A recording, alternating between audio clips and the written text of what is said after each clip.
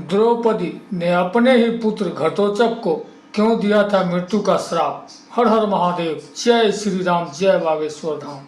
नमस्कार दोस्तों, महादेव शिव चैनल में आप सभी का स्वागत है। अगर आप यह कहानी सुन रहे हैं तो पूरा सुनिए, आधा अधूरा छोड़कर जाने की गलती मत कीजिएगा।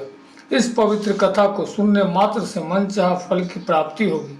अगर आप शिव भक्त हैं तो भोलेनाथ का अनादर न करें। तो चलिए कथा को प्रारंभ करते हैं। महाभारत में द्रौपदी से जुड़े कुछ प्रसंग बेहद दिलचस्प हैं, लेकिन क्या आप जानते हैं कि आखिर द्रौपदी ने अपने ही पुत्र घटोत्कच को मृत्यु का श्राप क्यों दिया था। घटोत्कच जो भीम का पुत्र और द्रौपदी के लिए पुत्र समान था, उसके प्रति द्रौपदी का क्रोध इतना बढ़ गया कि उन्होंने उसे मृत्यु का श्राप दे डाला। भीम जो द्रौपदी का सबसे अधिक ख्याल रखते थे और उसके लिए किसी भी हद तक जा सकते थे, उनके पुत्र के प्रति ऐसा व्यवहार असामान्य था। जब भी द्रौपदी किसी संकट में होती थी तो भीम ही सबसे पहले उसकी रक्षा के लिए खड़े होते थे। लेकिन जब बात उनके ही बेटे घटोत्कच की आई तो द्रौपदी ने बिना विचार किए उसे भयंकर श्राप दे दिया। इस श्राप के अनुसार घटोत्कच की आयु कम हो गई और वह बिना लड़े ही मारा गया। किसी योद्धा के लिए यह सबसे भयानक अभिशाप था।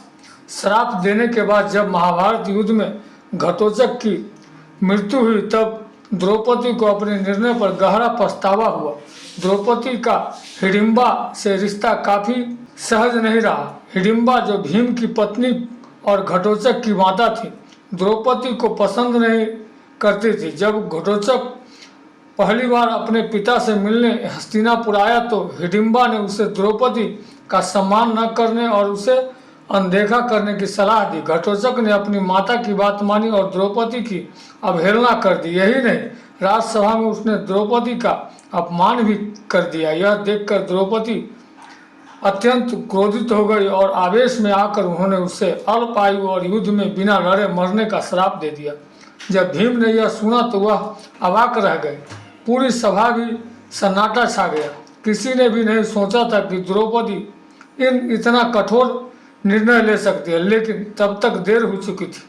महाभारत के युद्ध में जब घटोत्कच ने कौरवों की सेना में आतंक मचा दिया तो कर्ण को उसे रोकने के लिए भेजा गया। कर्ण ने अपने दिव्यास्त्र शक्ति का प्रयोग किया जिसे वह अर्जुन के खिलाफ इस्तेमाल करना चाहता था। इस अस्त्र से घटोत्कच का वध कर दिया।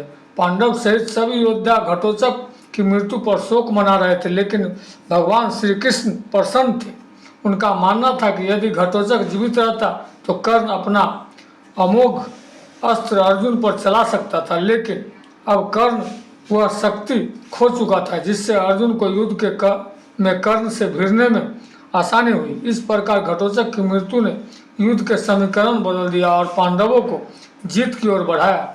घटोत्कच की मृत्यु के बाद द्रौपदी को अपनी गलती का एहसास हुआ। उन्होंने महसूस किया कि गुस्से में लिया गया निर्णय विनाशकारी हो सकता है। द्रौपदी का स्वाभिमान बहुत ऊंचा था और वह अपने सम्मान के प्रति अत्यंत सजग थी। यही कारण था कि उन्होंने अपमान सहन नहीं किया और क्षणिक क्रोध में आकर इतना बड़ा श्राप दे दिया। लेकिन जब उन्होंने देखा कि उनके ही सौतेले पुत्र का अंत इतनी दर्दनाक परिस्थिति में हुआ तो वह अत्यधिक दुखी हुई और अपने निर्णय पर पछताने लगे। वीडियो को बोलते समय कोई त्रुटि हुआ हो तो मैं क्षमा चाहता हूँ। उम्मीद है वीडियो अच्छा लगा है। महादेव के सच्चे भक्त हैं तो कमेंट में लिखे हर हर महादेव। मिलते हैं अगले वीडियो के साथ। जय श्री राम, जय बागेश्वर धाम।